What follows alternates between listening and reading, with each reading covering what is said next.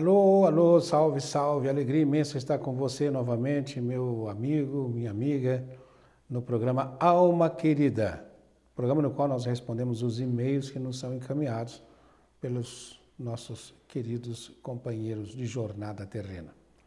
Aqui tem um e-mail em que o tema é Jogos violentos atraem maus espíritos e aquele que quer saber diz: caro amigo, assisto o programa pela internet e gosto muito. Tenho 27 anos, estou casado há 2 anos.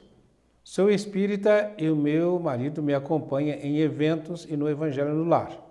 Mas ele não se diz espírita.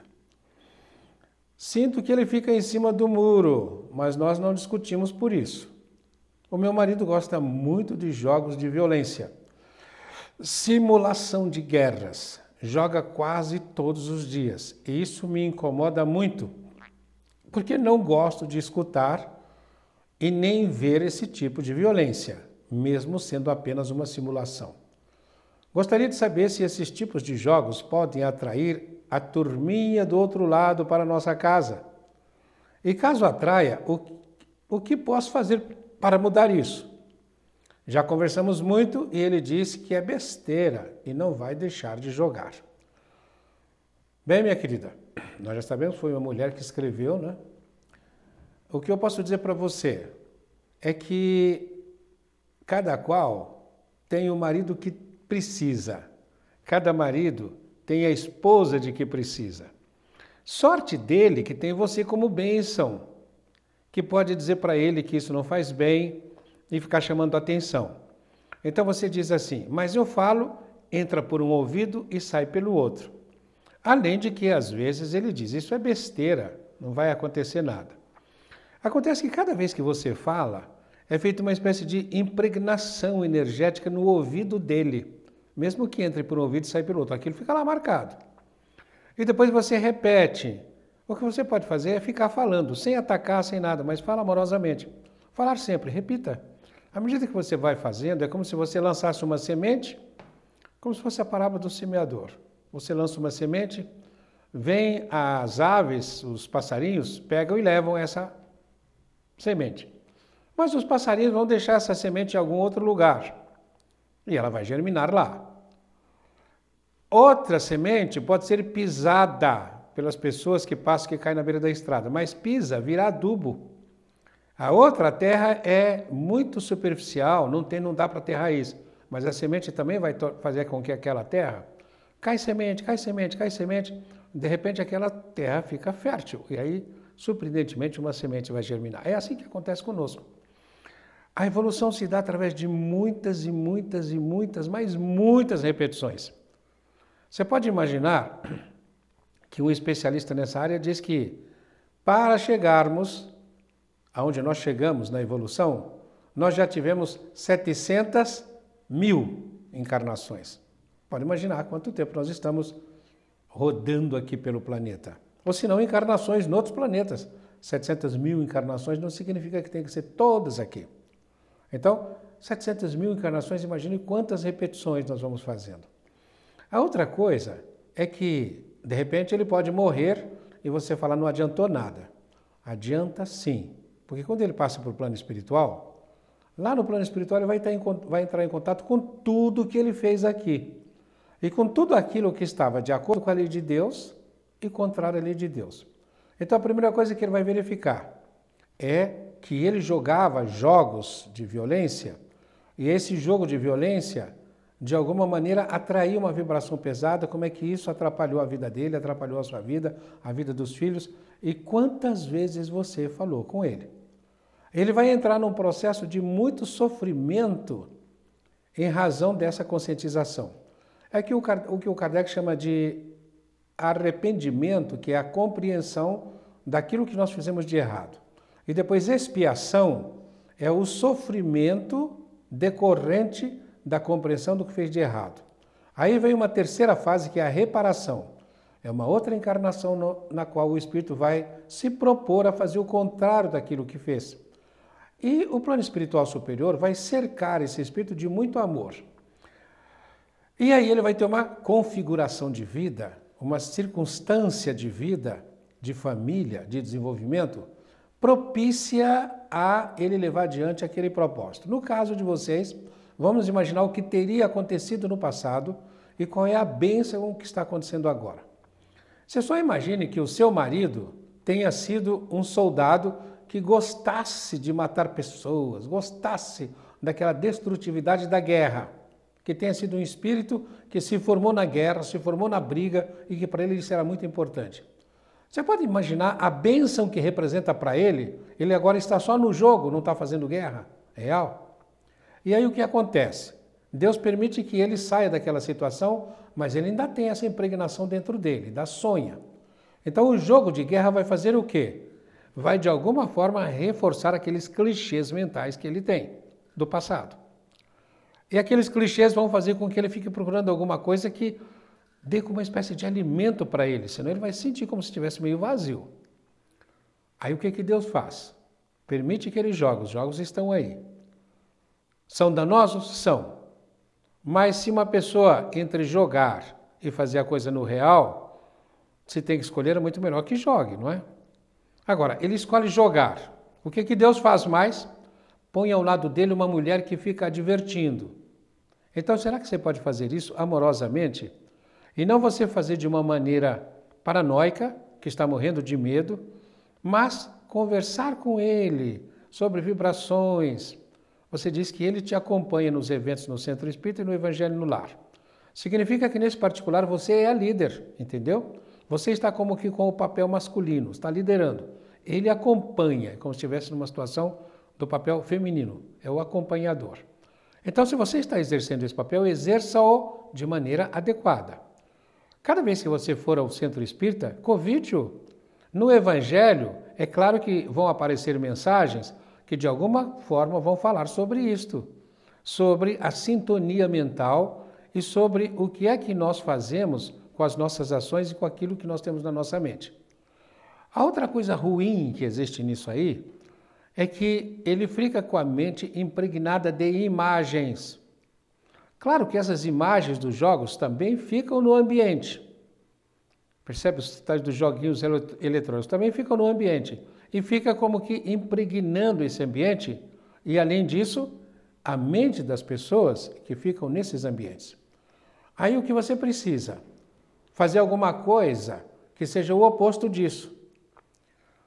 Dá um jeito de arrumar um vídeo de desenho infantil, se você tem crianças em casa, ou se não de uma música gostosa, de um show, você tem que ter imagens, faça imagens gostosas. Tá? Nós somos muito ciosos dessa questão das imagens, porque através das imagens que os nossos irmãozinhos, que você diz da turma do outro lado, nos dirigem. Quando Kardec perguntou para o plano espiritual, os espíritos interferem em nossas vidas, e obteve como resposta, muito mais do que vocês são capazes de imaginar. Via de regra, são eles que dirigem vocês. Então, via de regra, são eles que nos dirigem. Eles nos dirigem como? Eles nos dirigem através das imagens que nós temos nas nossas mentes. E se eu não tenho a imagem? Eles dão um jeito de colocar a imagem na sua mente. Faz você olhar para uma mulher, se você é homem, e eles põem imagens na sua cabeça. Para um homem, se você é mulher, eles põem imagens na sua cabeça. Para um carro, para uma situação, para um lugar onde pode estar vendendo drogas. Enfim, eles manipulam através das imagens. E cada vez que você dá um passo na espiritualidade, é como se você se afastasse das imagens. Até você ser capaz de pensar em amor, por exemplo. Se você pensar que amor é por uma imagem de uma mulher bonita ou de um homem bonito, não é tanto amor, é mais desejo. Se você pensa que amor é você cuidar daquele cidadão que está caído na calçada e mal cheiroso porque ele não toma banho, pode ser amor ou será que você está com uma repulsa e você quer tirar aquilo dos seus olhos? O amor não busca os próprios interesses, não se ufana, não se ensoberbece, não arde em ciúmes. Tudo espera, tudo crê, tudo aguenta, tudo suporta. O amor nunca acaba. Então, minha querida, você foi posta no caminho do seu marido para ajudá-lo. E ele foi posto no seu caminho para te ajudar. Me ajudar em quê? A ter paciência, a ter perseverança. E a outra coisa que você pode fazer é começar a dizer: obrigado, Senhor, pelo meu marido, obrigado, Senhor, pelo meu marido, obrigado, Senhor, pelo meu marido, pelo pai dos meus filhos, se você tem filhos. À medida que você vai fazendo isso, você vai criando uma vibração diferente na sua mente. Essa vibração vai acabar impregnando seu marido. E um dia ele virá a mudar. Enquanto isso não acontece, compete a você o quê? Perseverar, perseverar, perseverar. E a outra coisa, não é só perseverar nesse comportamento de que eu estou falando, perseverar naquilo que é mais importante, no comportamento de oração, né? No comportamento de você ficar sempre, sempre, sempre rezando, pedindo ajuda. Por quê? Deus não vai desamparar você. O outro e-mail diz assim: me explica o trecho da Bíblia, Hebreus 6, 4, 8, e a pessoa diz: gostaria de uma explicação de acordo com o entendimento espírita sobre o trecho da Bíblia, Hebreus 6, 4, 8, que diz: porque é impossível que os que uma vez foram iluminados, tá? Uma vez foram iluminados e provaram o dom celestial. Vamos parar por aqui um pouquinho só. É impossível que aqueles que foram iluminados e provaram o dom celestial.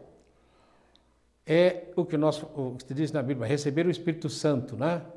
E aí até o texto fala: e se fizeram participantes do Espírito Santo e provaram a boa palavra de Deus e os poderes do mundo vindouro. Olha, poderes do mundo vindouro? Alguém que experimente os poderes do mundo vindouro. Ou seja, alguém que é capaz de saber como é que vai ser o mundo do futuro. As pessoas que receberam essa iluminação, que entraram na posse daquilo que está nos evangelhos, conhecereis a verdade e ela vos libertará, ou seja, que conheceram a verdade, fizeram tudo isso. Ela diz, e o texto diz: e depois caíram, sejam outra vez renovados para arrependimento. Está dizendo que é impossível. Vamos ver o que diz o início do texto, né? Vamos ver o que diz o início do texto, só para nos certificarmos disso. Então, a pessoa quer saber o seguinte: é impossível que os que uma vez foram iluminados, e provaram o dom celestial e se fizeram participando do Espírito Santo e provaram a boa palavra de Deus e os poderes do mundo vindouro, e depois caíram.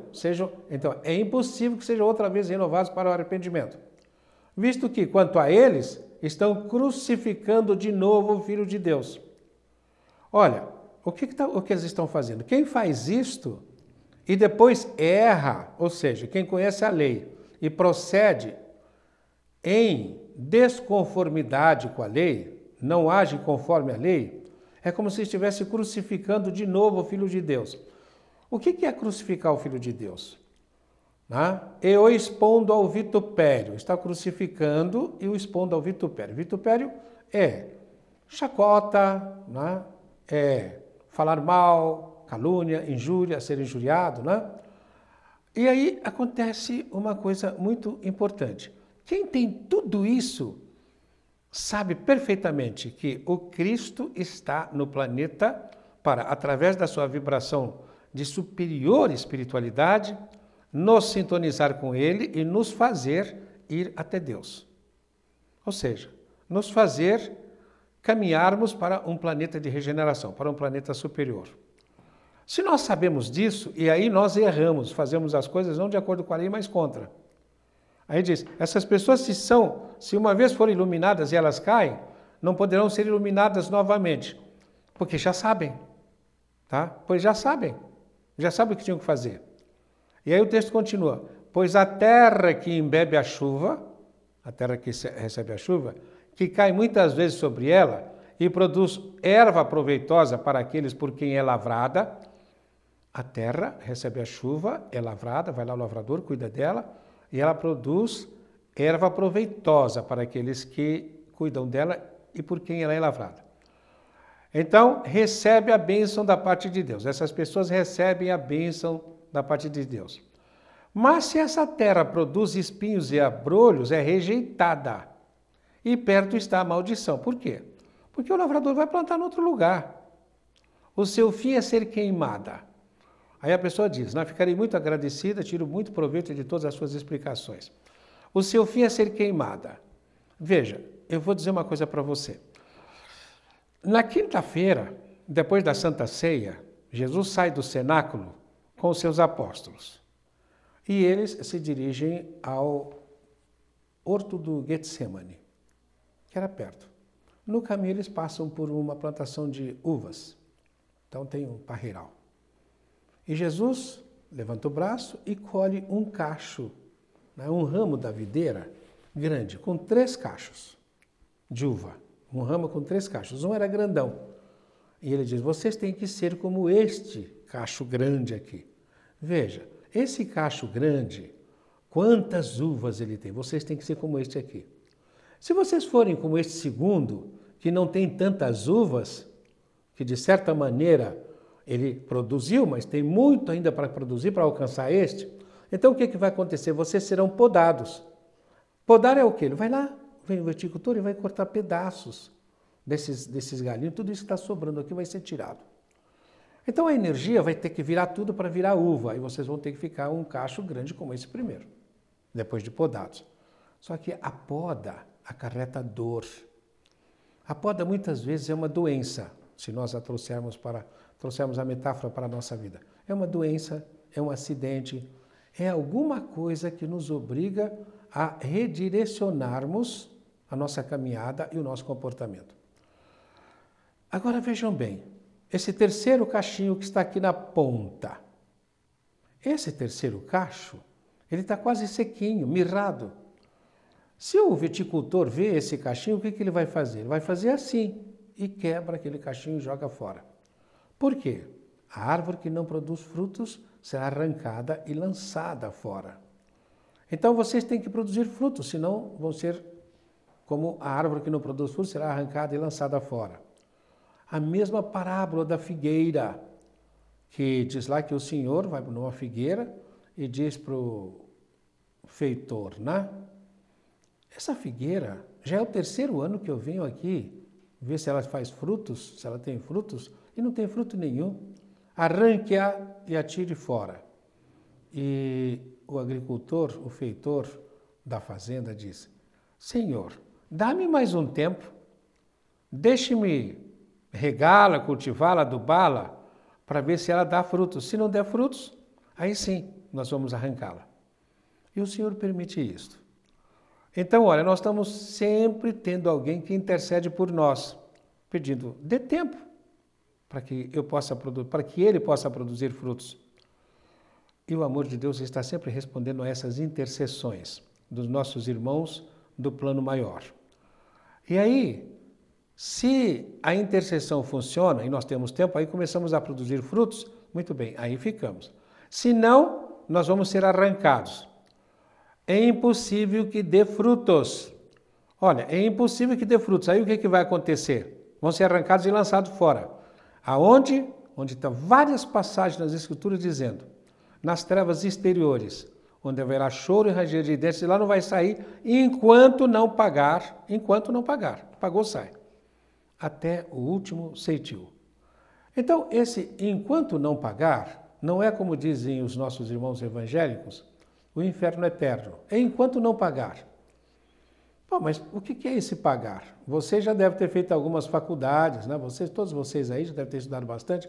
Quantas pessoas ficam em segunda época? No meu tempo tinha segunda época, no curso primário, no curso secundário, na faculdade, tinha dependência, ficava em dependência de matéria e tinha que pagar. Às vezes gasta um ano inteiro fazendo só dependências. Então o curso fica mais longo. Se o curso fica mais longo, você vai depois tomar consciência de que perdeu tempo. Mas depois que você faz os trabalhos que devia fazer, depois que você cumpre as tarefas que devia cumprir, você paga o que eles chamam de os créditos. Eu completei qual tal crédito. Se você não completa o crédito, você fica em débito. Mas quando você completa, você sai. Mas acontece que o inferno é eterno. Aí nós sempre dizemos, a escolinha é eterna. É interessante isso, né? Nós estávamos fazendo uma palestra uns dias atrás, num grupo, e alguém falou exatamente isso. Aí eu perguntei, você é solteira ou casada? Casada. Você passou pela escolinha, seus pais puseram você na escolinha infantil? Puseram. Os seus filhos estão na idade da escolinha infantil? Estão. Você os coloca na escolinha? Sim. Você saiu, passou pela escolinha, saiu de lá, os seus filhos estão voltando. Se o inferno, né, que é a escola, não fosse eterno, os seus filhos poderiam estar tendo alguma ajuda dessa escola pela qual você passou? Não. Então, é importante que saibamos agradecer as oportunidades. Se elas não são aproveitadas, fica como a história da videira. Mas aí Jesus, com aquela videira, ele termina dizendo, depois que ele diz assim, vocês têm que ser como isso aqui, ele diz assim, vocês estão vendo essa videira imensa? Eu sou a videira verdadeira. Vocês são os ramos, estão vendo quantos ramos? Vocês são os ramos. Aí olha só o que ele diz. Se vocês estiverem em mim, tem um se, é condicional. Se vocês estiverem em mim, como eu estou em vós, não é condicional. Tá? Se vocês estiverem em mim, como eu estou em vós, tudo aquilo que pedirem crendo vos será dado. E aí vem aquilo que é importantíssimo. Mas, sem mim, nada podeis fazer. Significa que nós, para fazermos as coisas, precisamos dele, precisamos do Cristo, precisamos de Jesus. Então, ora, se nós não somos capazes de sintonizar, nós vamos ser colocados fora.